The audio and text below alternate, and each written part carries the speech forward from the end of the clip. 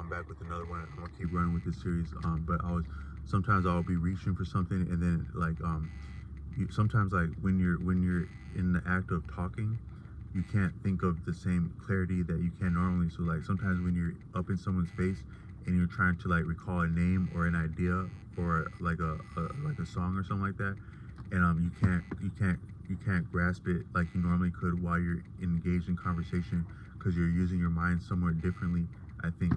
But sometimes it will be right there for you when you're not engaging someone. So I was saying like I was trying to give an example of like how my dad can sing like really deep, like it's like deeper than deep when he sings like that. But it can be, but it's not necessarily like sensual or like sultry or like what you call like some of your smooth like low singers. It's like a little bit more like kind of like spiritual or like almost like a warrior, like when they sing like that, like in Southern Africa, and probably other parts of Africa too. But I just grew up around people from Southern Africa.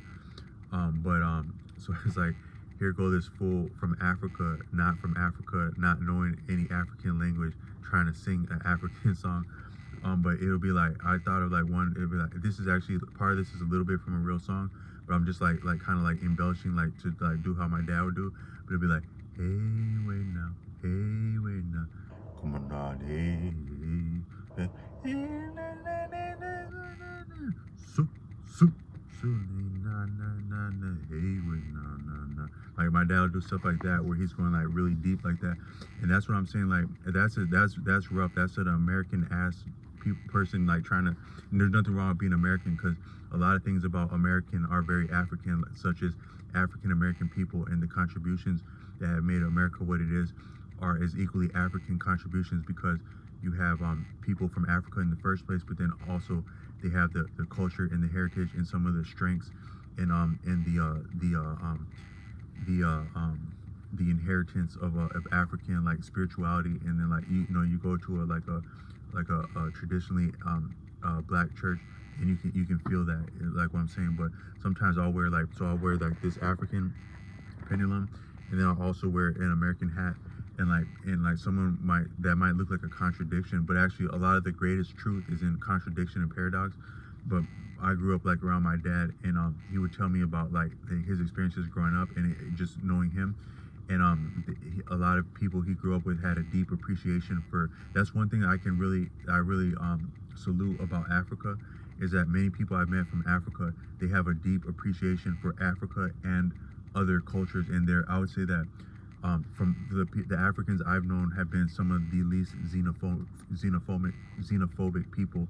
Like I had a family friend that I was friends with who was a few years older than me that like taught me how to ride a bike, and he would date like really beautiful. He had no problem getting over on a woman romantically and enjoying her and being enjoyed by her from any background or nationality. And he wasn't about any bullshit about he was as real enough to make jokes about like where a person would come from, like different from himself, and he was like more of a friend to them and more endeared to them for like calling out differences as a means of mocking differences and actually finding unity by laughing in the face of differences. So he would like make an ass of himself, making an ass of himself to be more to be more human. He was more human by laughing at the ridiculousness of our concept of like borders and like the different things that would go with that. But you had to really feel like that, and also have the brilliance to do that with humor, because maybe you can resolve any bullshit with humor. So a lot of the things that I'm not saying that countries are bullshit, because people have died about that, and you do need like we need boundaries. Like you can be in love with someone, but you still need boundaries with them, and our bodies need boundaries, and businesses need boundaries, and homes need boundaries. So we need respect. We can maybe say what's more so important than lines of nations is just respect. So as those lines of nations are a function of respect, that's important. But still, what's human and what's viable for human life, I think, is more important than considerations of like respect, and then to another degree like national lines. What's human and love in life and viable is the greatest value in my sense.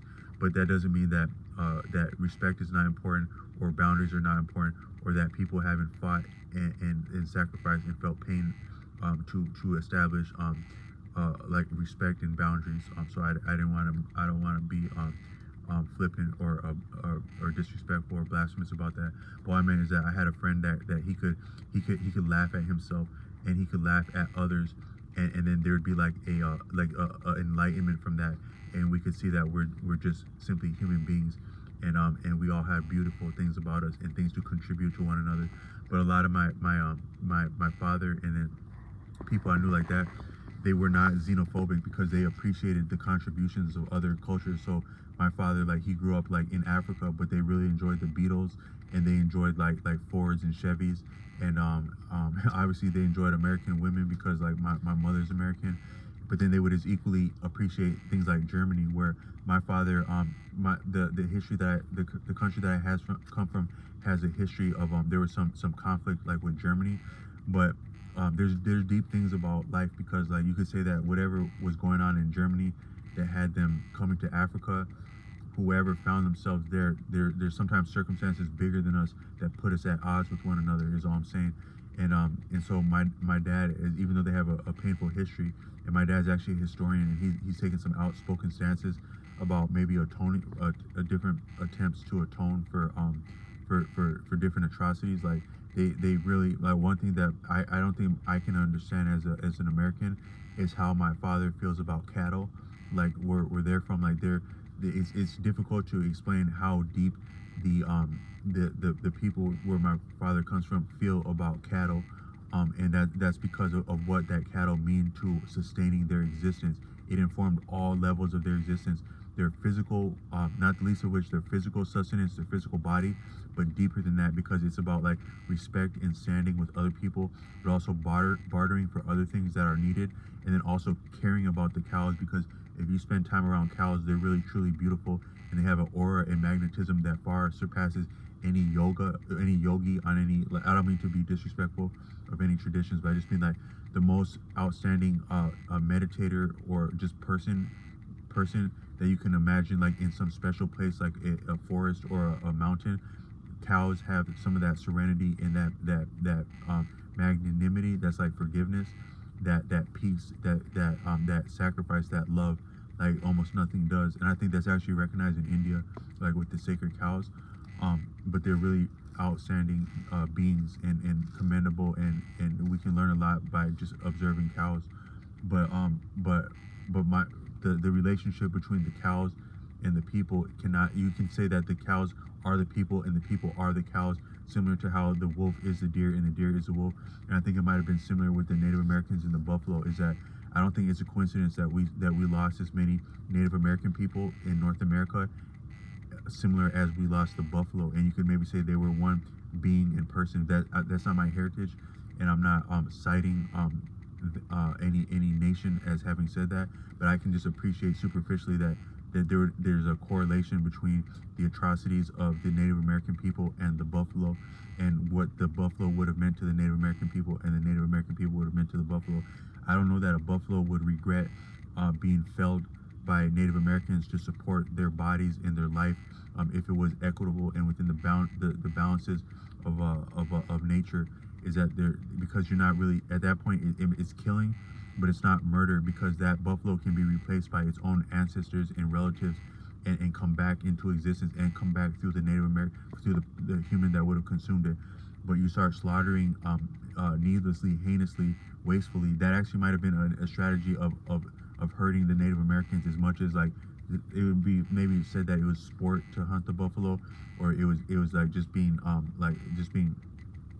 like wasteful, which a lot of these values that we have to this day that were with, I think that were with people then, about like wastefulness and needless killing and also consumption, would have been there then. But it might have also been just a military strategy to injure the people that are a part of that animal, or the buffalo. But with all that said, my father still really enjoys things that are German and has high respect for what German people have to offer to life, such as like things like engineering as a cultural strength, So that's one thing about African